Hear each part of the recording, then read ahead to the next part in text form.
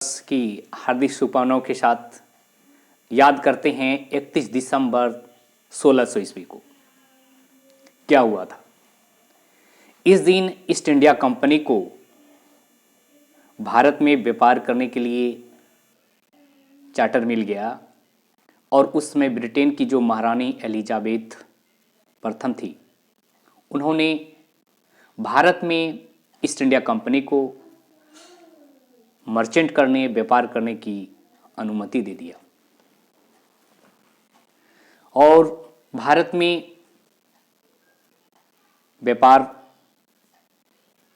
धीरे धीरे शुरू हो गया और धीरे धीरे यही व्यापार की जो इकाई जो है वह राजनीतिक शक्ति के रूप में सामने उभर कर आया, जो भारत एक औपनिवेशिक नेतृत्व के अधीन अंग्रेजों के हो गए। एक छोटा सा द्वीपीय देश इंग्लैंड ने एक विशाल, एक शक्तिशाली, जो सोने की चिड़िया के नाम से भी जाना जाता है, भारत पर अपना शासन किया।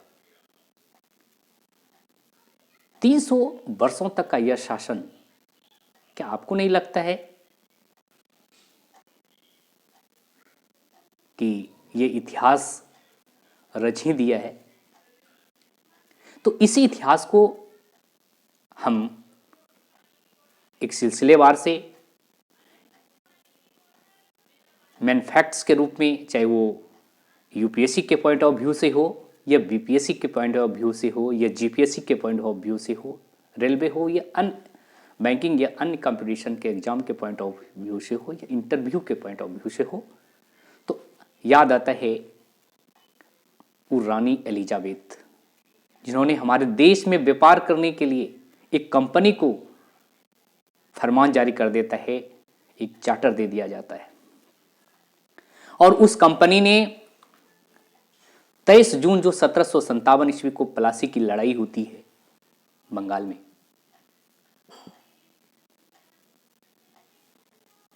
उसके बाद जो ईस्ट इंडिया कंपनी के नेतृत्व लॉर्ड क्लाइव कर रहे थे, वहां पे वो विजयी होते हैं और बंगाल के नवाब उसमें हार हो जाता है।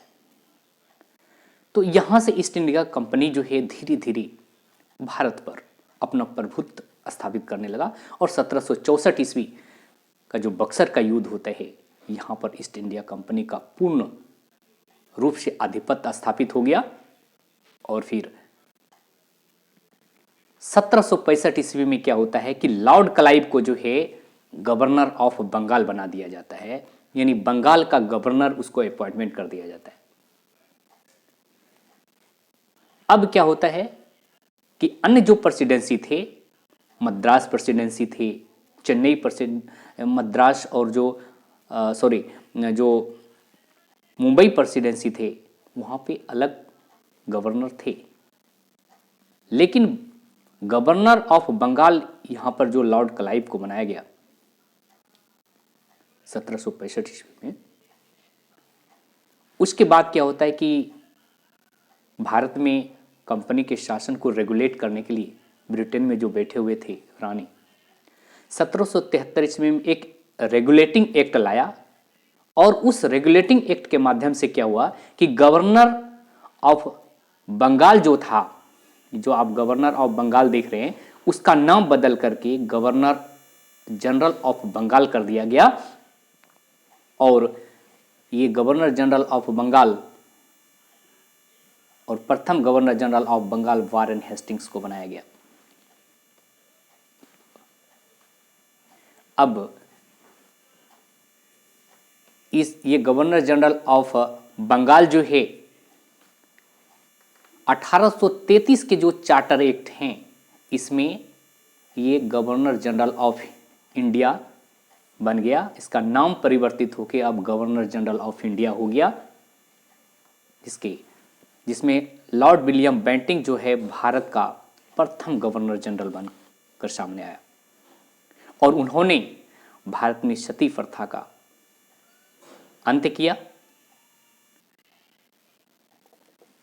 अब ये जो गवर्नर जनरल ऑफ इंडिया है, अब उसका नाम बदल करके जो है भारत का वायसराय कर दिया गया, भारत शासन अधिनियम 1858।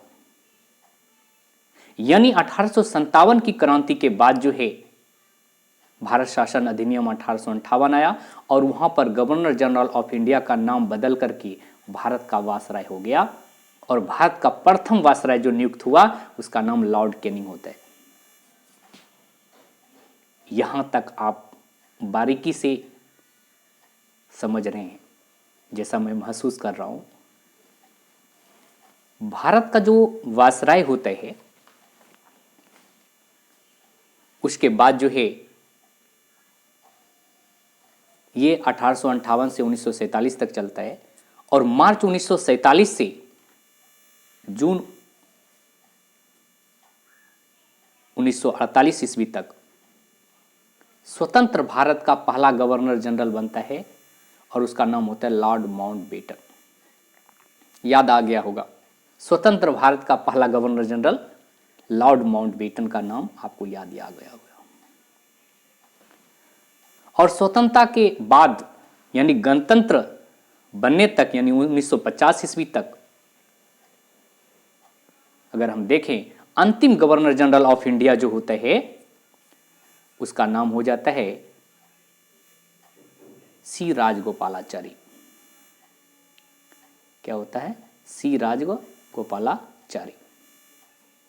और ये एकमात्र भारतीय गवर्नर जनरल, अगर आपसे पूछा जा सकता है कि उस एकमात्र भारतीय गवर्नर जनरल का नाम बताइए तो सी राजगोपालाचारी का नाम आता है और अंतिम गवर्नर जनरल ऑफ इंडिया रहता है।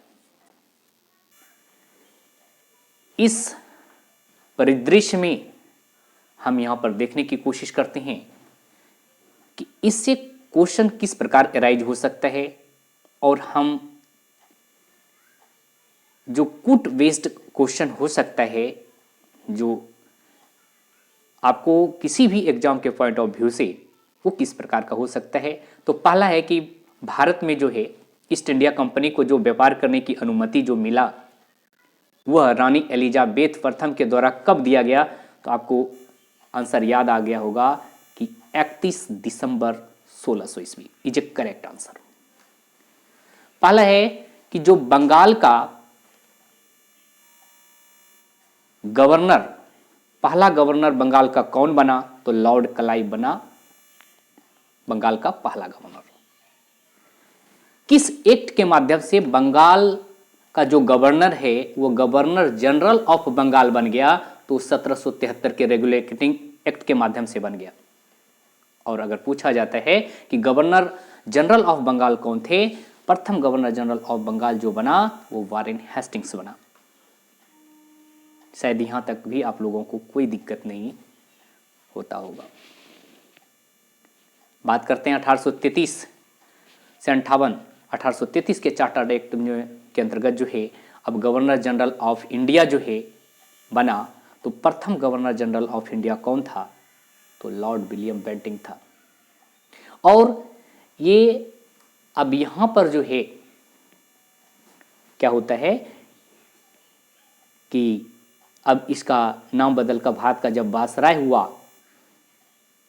1858 के भारत शासन अधिनियम के माध्यम से, अब ये वायसराय का जो नियुक्ति होने लगा वो सीधे इंग्लैंड से कंट्रोल होने लगा और डायरेक्ट जो है यानी ब्रिटेन से जो है इसकी नियुक्ति होने लगी। अब सीधा नियंत्रण जो है यानी 1857 की क्रांति के बाद से जो ईस्ट इंडिया कंपनी का जो है आधिपत्य समाप्त हो गया और अब भारत का वायसराय बना और वो उसका नियुक्ति सीधे ब्रिटेन से होने लगा।